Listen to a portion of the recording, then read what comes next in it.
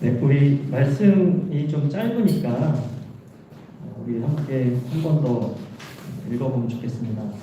우리 빌립보서 4장 6절부터 7절 한 목소리로 한 번만 더 같이 읽어볼까요? 시작. 아무것도 염려하지 말고 다만 모든 일에 기도와 간구로 너희 구할 것을 감사함으로 하나님께 아뢰라.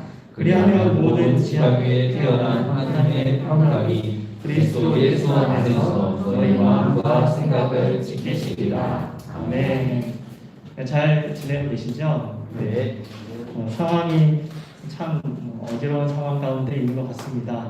그러나 우리가 오늘 말씀을 통해서 하나님께서 어떻게 이 모든 난관을 극복해 나가야 될지 깨닫고 또 결단하는 귀한 시간이 되었으면 좋겠습니다. 여러분들과 저는 예수님을 믿고 무엇을 하고 있냐면요, 신앙 생활을 하고 있습니다. 종교 생활이 아니고요, 신앙 생활을 하고 있습니다. 신앙 생활이 뭐냐? 물으면 여러분들 어떻게 대답하시겠습니까? 신앙 생활이 뭐예요? 라고 물어보시면 여러 가지 대답이 나올 수 있을 것 같습니다. 그런데 본질적으로 신앙생활이라는 것은 하나님과 교제하는 것이죠. 신앙생활은 하나님과 교제하는 겁니다. 하나님 믿는 것이 또 거기에 포함되는 건데, 하나님과 교제하면서 신앙생활이라는 것은 다음에 세 가지를 잘 다루는 것이 핵심입니다. 세 가지. 뭘 잘 다루는 것이 핵심이냐면 세 가지인데요. 먼저는 자기 자신을 잘 다루는 것. 그리고 두 번째는 다른 사람과의 관계를 잘 다루는 것이고요. 마지막으로는 뭘 잘 다루는 것일까요? 상황을 잘 다루는 것. 이 세 가지가 사실 핵심입니다. 자기 자신, 다른 사람들과의 관계, 그리고 상황을 잘 다루는 것. 이것이 핵심인데요. 특별히 오늘 본문에서는 이 중에서 우리가 살면서 만나게 되는 그런 환경, 상황들, 이 상황을 잘 다루는 것에 대해서 이야기하고 있습니다. 이게 굉장히 중요한 게 왜냐하면 우리가 환경을 맞닿으면서 이제 신앙생활을 하기 때문에 이걸 잘 다루지 못하면 정말 힘들 수가 있거든요. 근데 오늘 본문은 이 상황을 잘 다루는 것에 대해서 이야기를 하고 있습니다. 그래서 오늘 본문을 통해서 우리가 신앙생활을 하면서 상황을 어떻게 잘 다루어야 할지, 하나님께서 어떻게 다루길 원하시는지 깨닫고 결단함으로 우리가 어떤 상황을 만나도 넉넉히 이겨내는 그리스도인들이 되시기를 간절히 소망합니다. 그러면 우리가 살면서 만나게 되는 여러 가지 상황들이 있습니다. 그런 상황을 잘 다루기 위해서는 어떻게 해야 하는 것일까요? 본문 6절에 그 답이 명확하게 나와 있습니다. 우리 본문 6절을 한 번만 더 함께 읽겠습니다. 시작. 아무것도 염려하지 말고 다만 모든 일에 기도와 간구로 너희 구할 것을 감사함으로 하나님께 아뢰라. 아멘. 자, 바울은 뭐라고 여러분 권면하고 있습니까?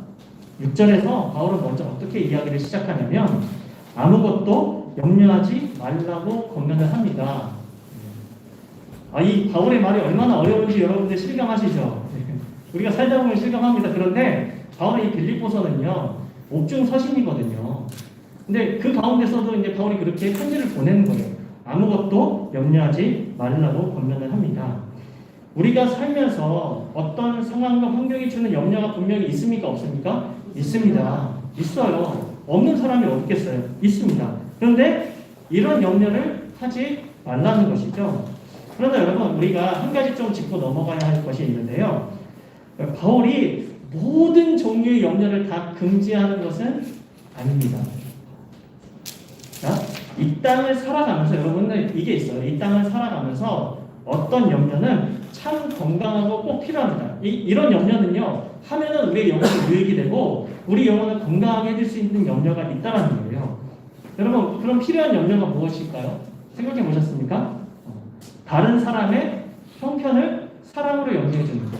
이 염려해 주다 보면 어떻게 되죠? 기도하게 되거든요. 그러면 자기 자신뿐 아니라 그 사람들이 건강해지는 모습들이 나타나게 되는데, 그리고 또 어떤 염려가 있냐면 주님의 일을 염려하고 주님의 몸된 교회를 위해서 염려하는 것들은 사실 좀 필요한 염려입니다. 이 사람들이 너무 안 하거든요. 이런 것들은. 근데 이런 건 필요하죠.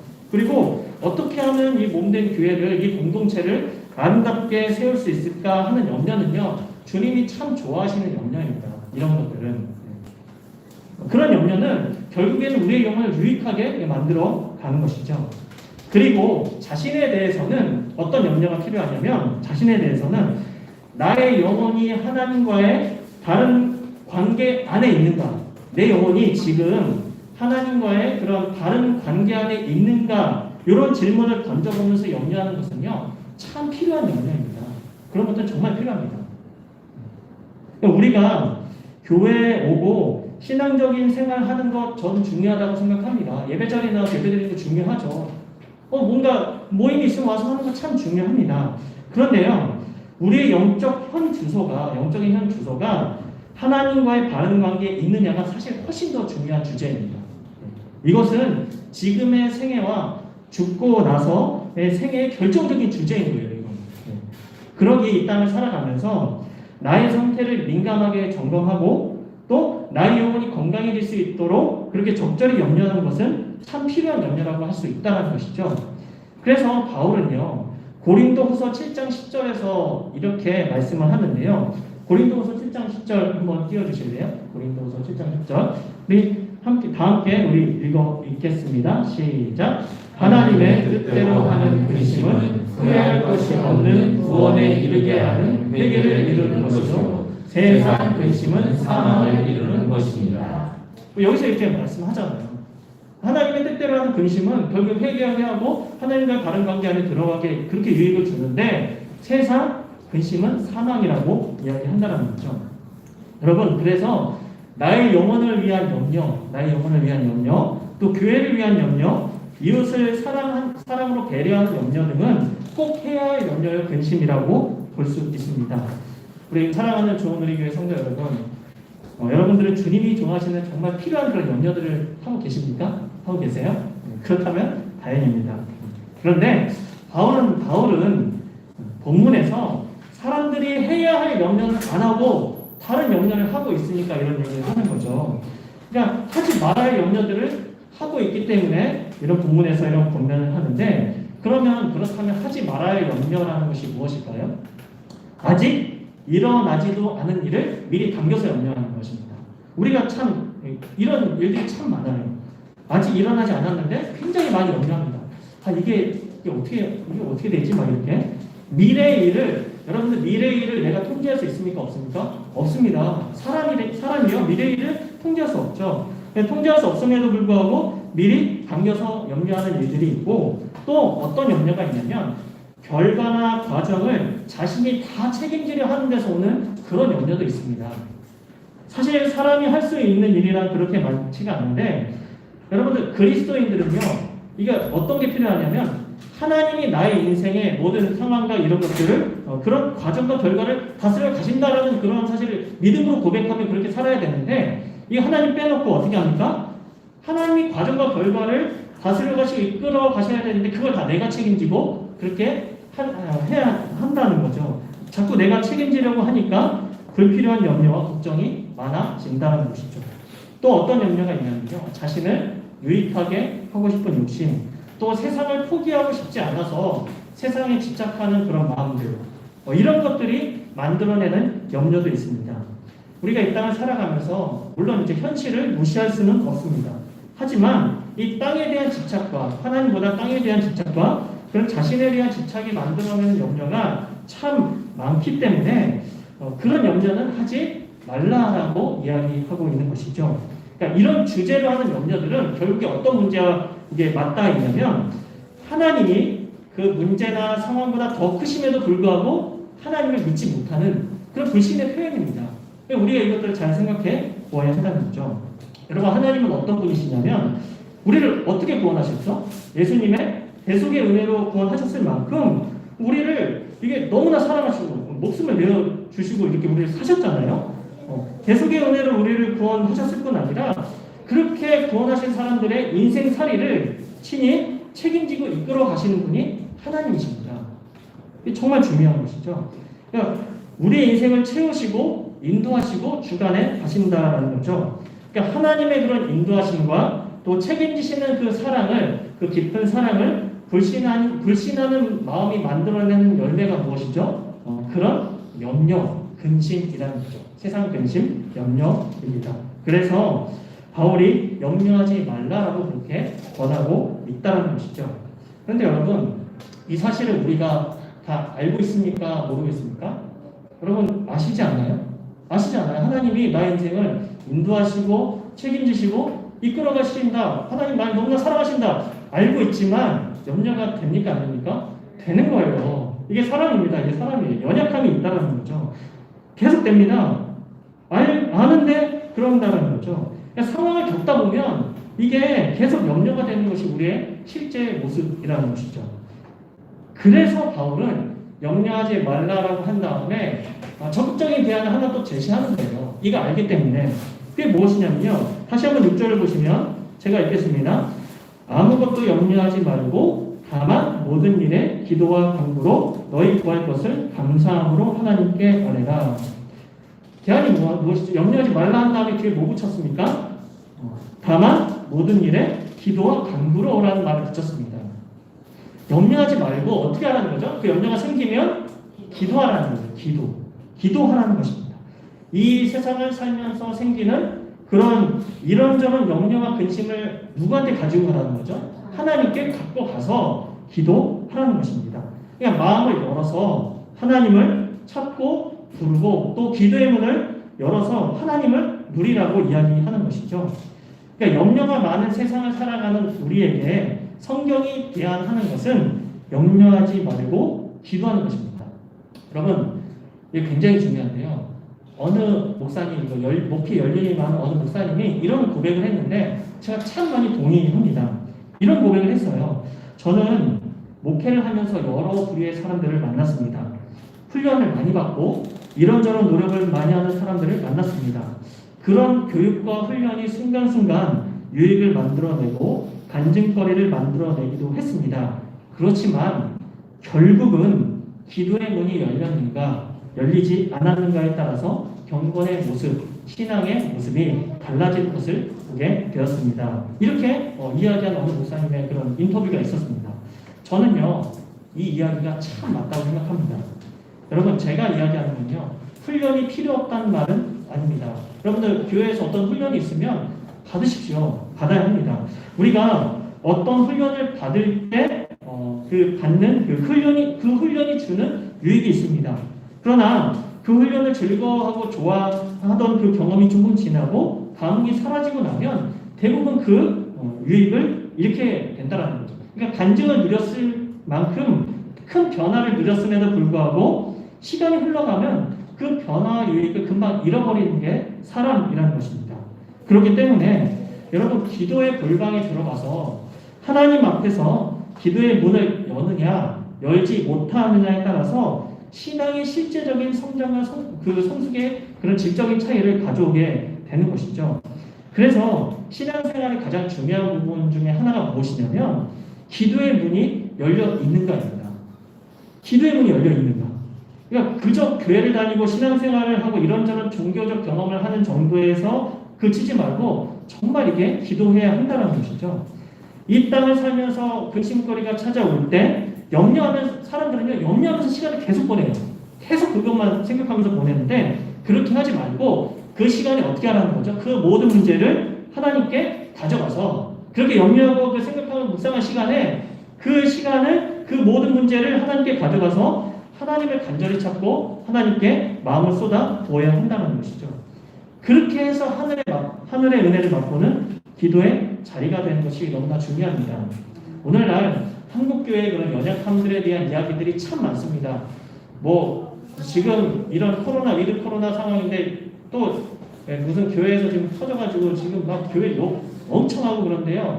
물론 우리의 잘못도 있습니다. 저도 그거 인정하는데 그 연약함에 대한 이야기 많은데 이웃을 배려하지 못한다. 여러 가지 것들이 참 많은데 그 연약함의 또 중요한 핵심 중에 하나는 저는 그렇게 생각합니다. 바로 기도의 양과 질이 현저하게 떨어지고 있다는 거죠. 양과 질입니다. 기도의 양도 줄어들었고 기도의 질도 떨어져 있다는 거죠. 여러분, 정말 큰일이다 할 정도로 양도 부족하고요. 질도 정말 많이 떨어져 있는 상황이 한국교회 상황인 것 같습니다. 주변을 여러분들 살펴보면 기도를 좀 규칙적으로 하는 사람을 찾아보기가 정말 많이 좀 어렵습니다. 옛날 부모님 세대, 제가 어렸을 때만 해도 저희 부모님은요, 모르겠습니다. 저는 어렸을 때 어떤 기억만 나냐면 제 산기도만 기억이 나요. 너무 무서운 기억. 산기도 따라가서 막 날라가고 막 하시니까 어린 제 기억에 너무 무서운 게 뭐 아직도 막 하니까 무서웠던 기억이 있고 막 그렇게 시킬까봐 등 두들기면서 막 저 시킬까봐 그런 무서운 기억이 있는데 제가 왜 이 얘기를 하냐면 저희 부모님 세대는 배움은 사실 조금 부족했죠. 그렇지만 정말 기도를 많이 했습니다. 물론 상황도 있었겠죠. 그렇지만 중요한 것은 정말 기도를 많이 했다는 것인데 그런데 지금은요. 그런 기도의 무릎들이 정말 많이 줄었습니다. 기도의 질은 어떨까요? 여러분, 기도의 질이라는 것은 정말 하나님 앞에서 전심으로 하나님의 뜻을 따르기 위해 이렇게 몸부림치며 하나님의 뜻이 어디 있습니까? 기도를 하면서 그렇게 묻는 거예요. 기도 어디 있습니까? 하나님의 마음은 도대체 무엇입니까? 주님, 제가 그것들을 알고 싶고 하나님 더욱 알기 원합니다. 그렇게 하나님을 알고자 하는 그런 진심 어린 기도들, 그렇게 진심 어리고 또 절박한 기도를 하는 사람들이 줄었다는 거예요. 제가 사역을 해오면서 와, 정말 큰일이다 할 정도로 많이 줄은 것을 보게 됩니다. 그렇게 기도하는 사람들을 찾아보기가 점점 힘들어지고 있습니다. 우리가 한국교회 연약함들만 이야기하지 않고 우리의 삶을 한번 돌아보았으면 좋겠습니다. 하나님 앞에서 이 기도의 골방을 얼마나 자주 누리셨습니까? 여러분, 하나님을 부르고 또 마음을 쏟아서 기도한 시간이 얼마나 되십니까? 정말 바쁘고 힘들고 몸이 아프다면야 사실 할 수 없는데 정말 기도할 시간이 없어서 우리가 기도하지 않는 것일까요? 주중에 시간을 내어 기도하는 것이야말로 우리의 가장 시급한 필요 중에 하나입니다. 바쁜 일들을 하느라 우리가 시간을 그냥 보내서는 안 된다는 거죠. 바쁘더라도 기도의 시간을 좀 떼어놓고 힘을 다해 기도하는 자리로 나와야 합니다. 이렇게 힘을 다해 기도하면요, 여러분 하나님은요 참 은혜로운 분이십니다. 우리가 너무 바쁘고 힘들고 그런데도 기도의 시간을 딱 떼어내서 기도하면 하나님이 은혜 안 주실 것 같습니까? 하나님은 그 시간에도 은혜 주십니다. 이런 자세가 필요하다는 거죠. 이렇게 힘을 다해 기도하면 기도할수록 기도의 문을 열어놓으면 삶이 달라집니다. 그러니까 염려하고 근심하는데 시간을 보내지 않고 기도의 골방에서 주님의 이름을 부르고 찾게 되면서 하나님이 실제 나의 삶에서 도와주시는 것을 경험하게 된다는 것이죠. 여러분, 기도는요, 어떤 분들은 기도가 어렵다고 이야기합니다. 근데 여러분, 기도는 사실 집중하기가 좀 어려운 면이 있긴 해요. 그건 인정하는데, 그러나 기도는 신앙생활을 오랫동안 해온 사람만 할 수 있는 것이 아닙니다. 높은 성숙도를 가진 사람만 기도를 잘할 수 있는 것도 아니에요.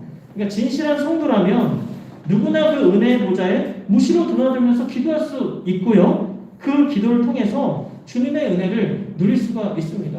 그렇기 때문에 기도하라고 이야기하는 거죠. 이것이 오늘을 살아가는 성도의 특권 중 하나입니다. 바울은 이렇게 염려하지 말고 기도하라고 권합니다. 그런데 그냥 기도하라는 것이 아니라 바울은요 아주 되게 좀 디테일한 사람이었습니다. 그냥 기도하라고만 하지 않고 기도할 때 한 가지 자세가 더 필요하다고 이야기하는데요. 기도하되 어떻게 기도하라고 이야기하고 있습니까? 6절 한번 더 보시면 제가 읽겠습니다. 아무것도 염려하지 말고 다만 모든 일에 기도와 간구로 너희 구할 것을 감사함으로 하나님께 아뢰라. 이렇게 말씀합니다. 어떻게 기도하라는 거죠? 기도하되 감사함으로 하나님께 아뢰라. 그렇게 권면합니다. 여러분, 생각해보면 이상하죠? 염려가 되는 상황이 있습니다. 그런데 어떻게 하나님께 감사함으로 기도할 수 있죠? 좀 이상하지 않습니까? 여기서 감사함으로 기도한다는 것은 이런 의미입니다. 현재 염려되는 상황에 거기에 집중하면서 기도하지 말고 오히려 기도의 대상인 하나님을 생각할 때 나오는 감사를 가지고 기도하라는 겁니다.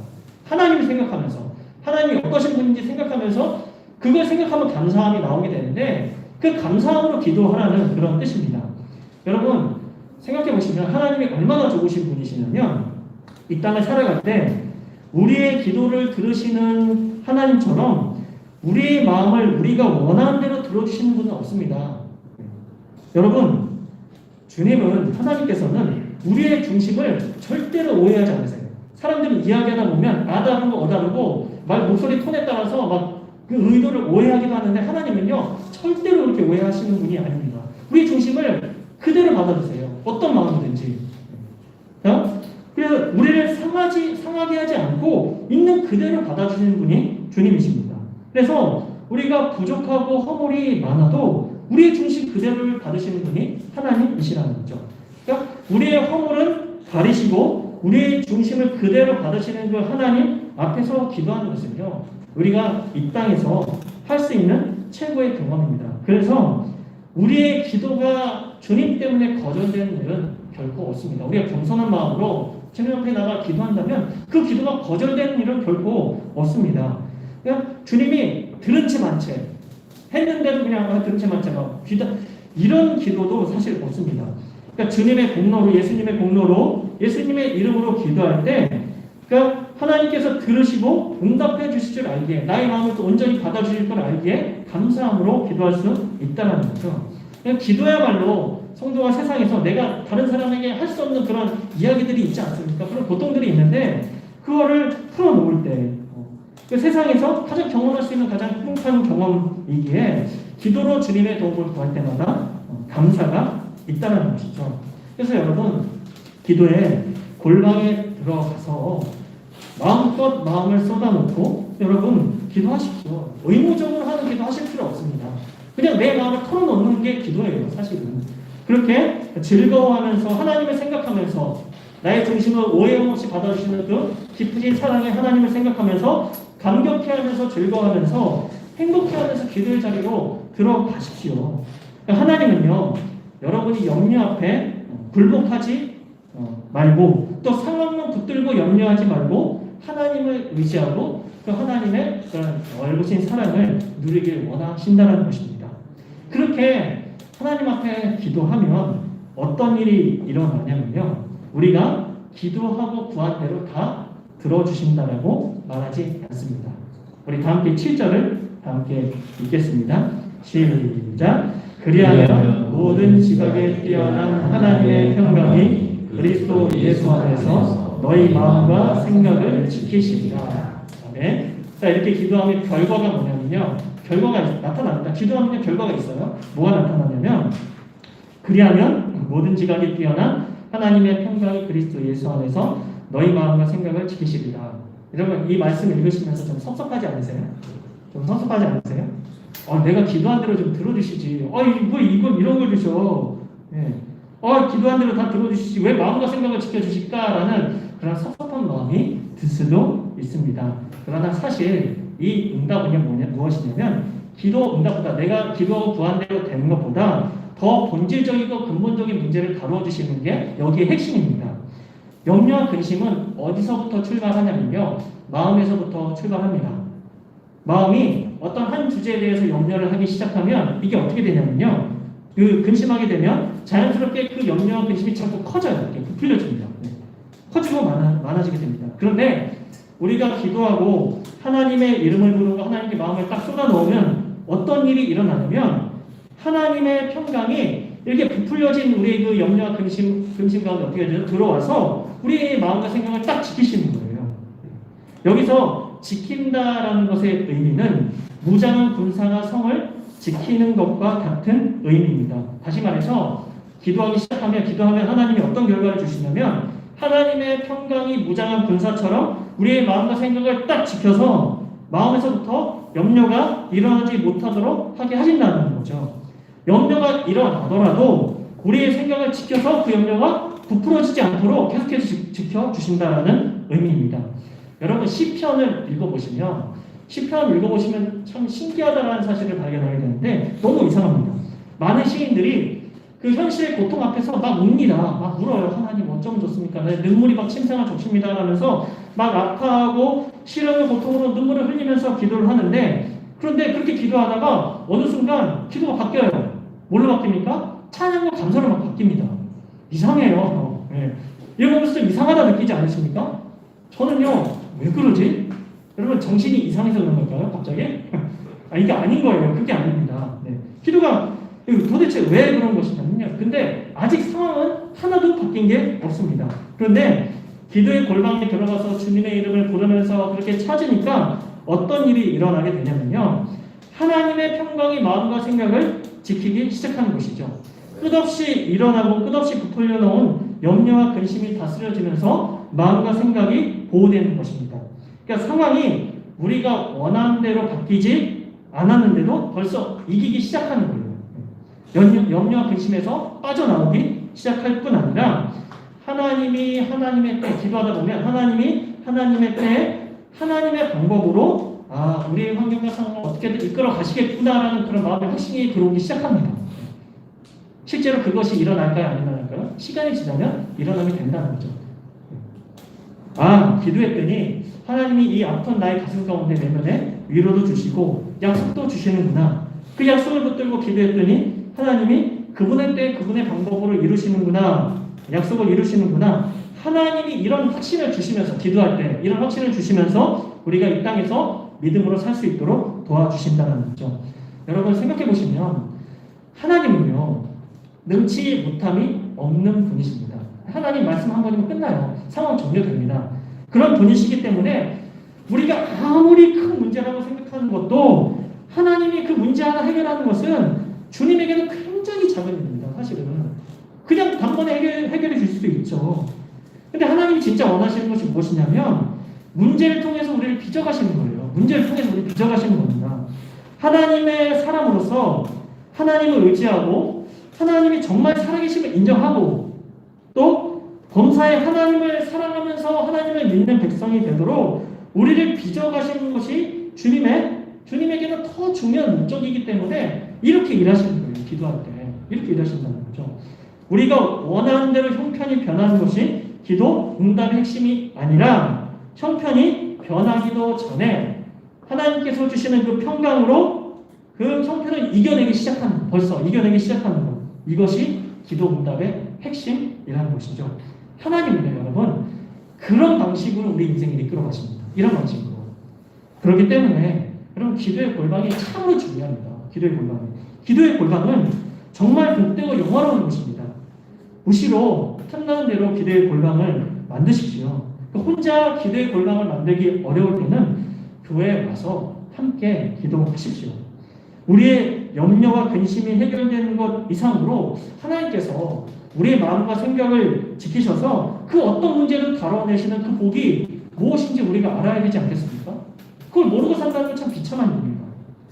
그렇게 살아야 우리가 이 땅을 사는 동안 하나님이 함께 하시는 증거를 갖게 되는 것입니다. 여러분, 기도의 자리를 살려내야 합니다. 죽어 있어서는 안 됩니다. 그 기도의 삶의 구석구석에 그 기도의 자리를 만들어내고 그 기도의 골방이 우리 마음과 생각을 다스리면서 삶이 부유하고 얼마나 부유하고 풍성하게 되는지 경험해야 합니다. 그러니까 예수님을 믿는 맛과 재미는요, 여러분 기도의 골방이 열릴 때에야 이루어지기 때문입니다. 요즘 여러분들은 무엇 때문에 근심하고 또 염려하고 계십니까? 거절하지 않으시고 있는 그대로 우리를 받아주시는 주님 앞에 나와 감사함으로 기도하십시오. 하나님께서 여러분의 마음과 생각을 지키시고 여러분의 모든 앞길을 인도해 주실 것입니다.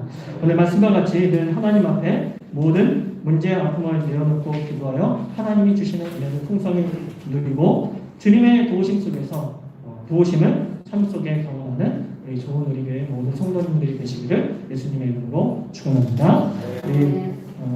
우리 찬양하고 함께 기도하는